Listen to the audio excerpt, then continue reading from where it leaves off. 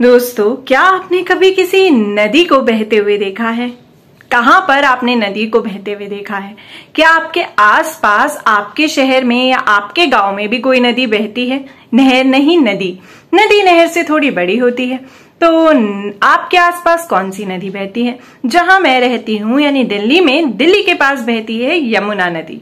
और यमुना नदी दिल्ली के अलावा भी कई जगहों से बहती है।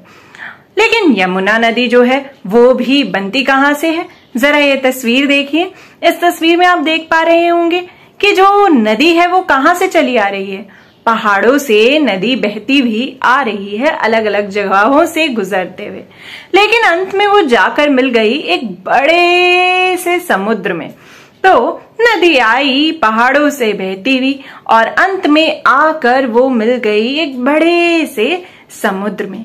क्या आपने कभी समुद्र देखा है? कितना बड़ा और गहरा होता है ना समुद्र। क्या आपने कभी कोई पिक्चर में, किसी मूवी में या किसी तस्वीर में समुद्र देखा है या फिर असलियत में? मैंने असल में तो समुद्र कभी नहीं देखा, लेकिन हाँ, मैंने तस्वीरों में बहुत बार देखा है और मेरे पास एक वीडियो भी है जो मेरी दोस्त ने मुझसे शेयर की। तो मैं आपको आज वो वीडियो दिखाऊंगी और आप भी देखिएगा कि समुद्र जो होता है वो कैसा होता है। और हम ध्यान से देखेंगे कि किस तरह से समुद्र की लहरें आकर तट पर टकराती है।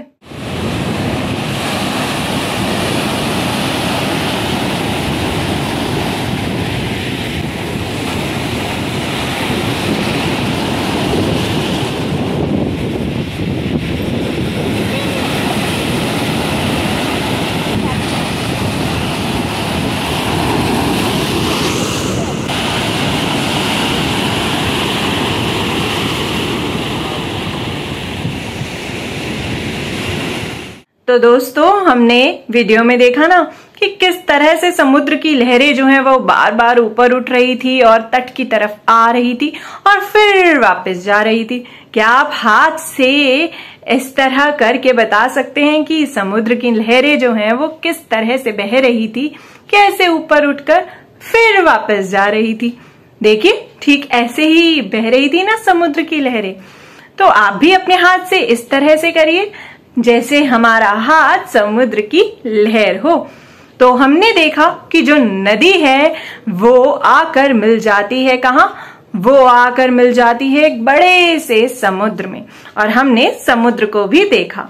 तो आप भी देखिएगा अपने आसपास कि आपके आसपास कौन सी नदी जो है वो मौजूद है और जानने की कोशिश करना कि अंत में जाकर वो नदी आखिर कौन से समुद्र में मिलती होगी। सोचिएगा जरूर।